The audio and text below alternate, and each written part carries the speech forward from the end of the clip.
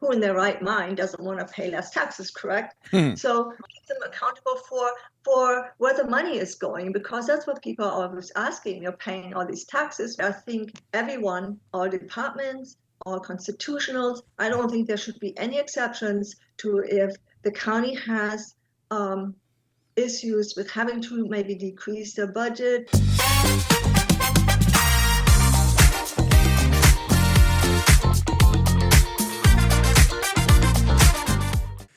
Hey, Tom Lemons here.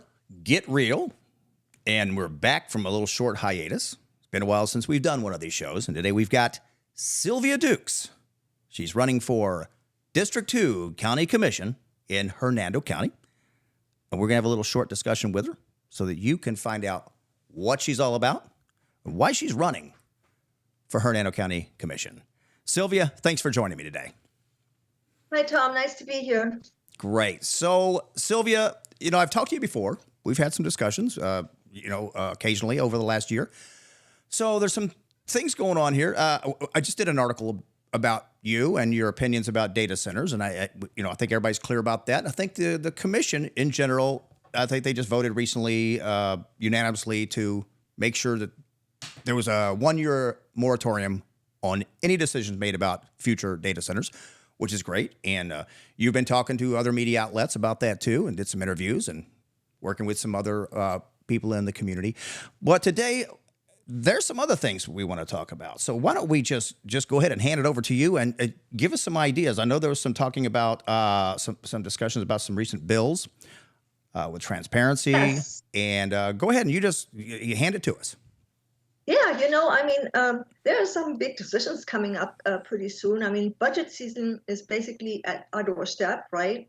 And the governor has said, okay, on the ballot in November, the citizens can decide whether or not you should increase the homestead exemption, which, first year $150,000, which basically is going to decrease your tax bill, and then in 2028, there's going to be another reduction, right? So now the counties and municipalities definitely have to kind of look into how are they going to make this work, especially this budget season, which is going to be for next year, because we don't really know how the vote is going to come out in November. My feeling is that it should pass, or it would pass, because who in their right mind doesn't want to pay less taxes, correct?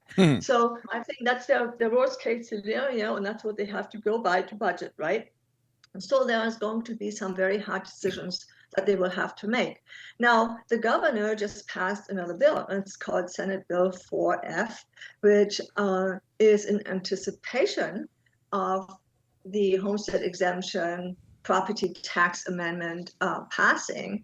And this bill basically says that counties and municipalities will have to provide taxpayers with greater visibility into government spending.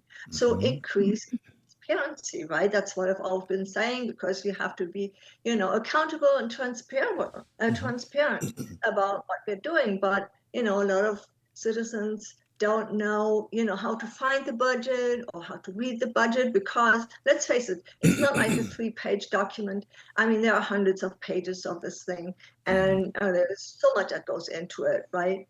So it basically requires local governments to publish detailed financial information online, including budget summaries, departmental spending, revenues and expenditures, reserve levels, and a whole bunch of other things. So I think that's a very good step in the right direction to keep our local governments accountable too, right? And keep them accountable for where the money is going, because that's what people are always asking. You're paying all these taxes. We're seeing a lot of development where vacant lots are being turned into residential, which technically, their value goes up. So you should have more revenue coming in from that. But we don't know where the money goes. It seems like every year we don't have enough money, right?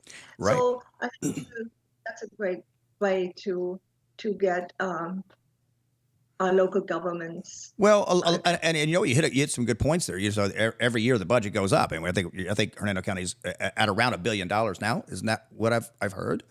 Just under. Yeah, just under, and it seems like, and then just some of the arguments from another fellow commissioner on the BOCC who's said, our population isn't growing to match that budget increase, and I, is that how you feel too? Is that you feel like our budget's going up, and it really isn't matching the population increase in the county?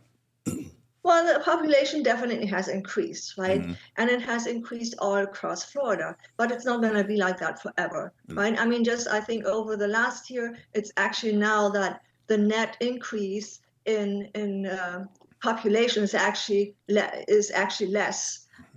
There are more people moving out than moving in. So things are always changing. It's just like any business or anything, it always goes into cycles. So it goes up and then it goes down, right? So you have to kind of look at what if the population goes down again, right? And then there's obviously a lot of things that are going into the budget that are financed that we are not necessarily know. I mean, the sheriff is taking up a huge portion of the county budget, right?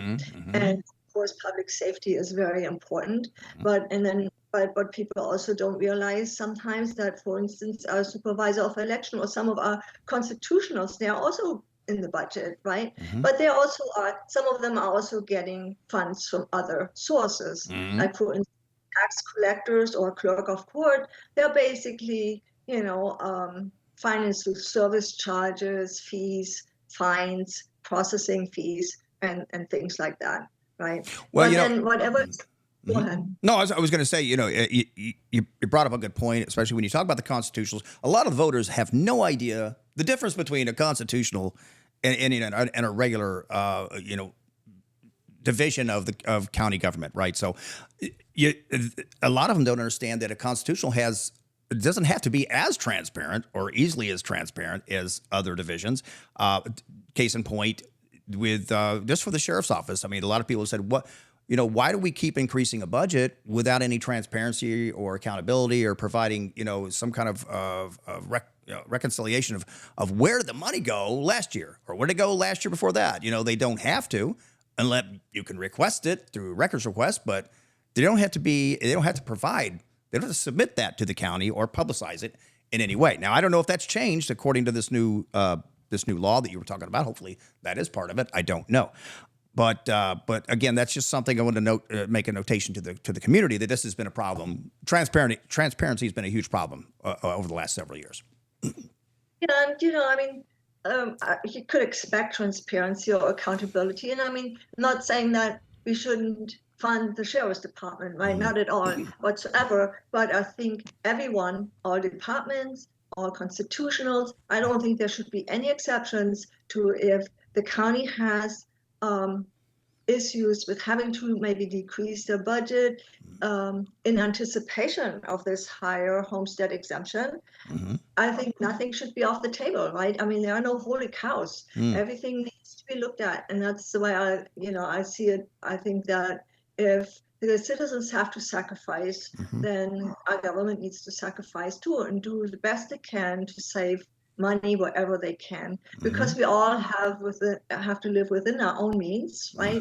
And we cannot, I mean, for me personally, I don't believe in borrowing money to fund any projects or whatever, because at the end of the day, that money has to be repaid, and I would not like to see our children or grandchildren having to carry that burden as well. Okay, and last question, what is your promise to voters, to citizens of Hernando County, if and when you're elected?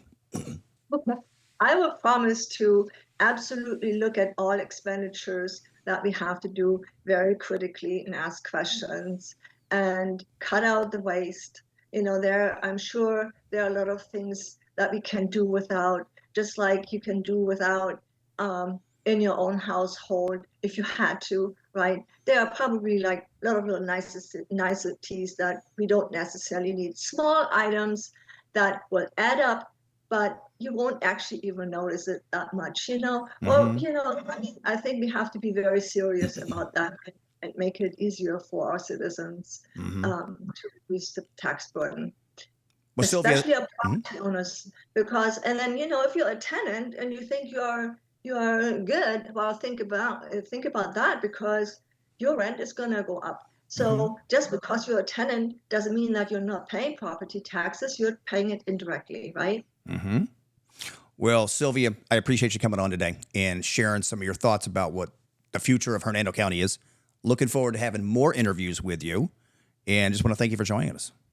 Well, thank you very much. It's always a pleasure. And if anybody has any questions, they're more than welcome to contact me directly, and always happy to talk to anybody. Thank you. Wonderful. That's all we have for today on Get Real. We'll see you next time.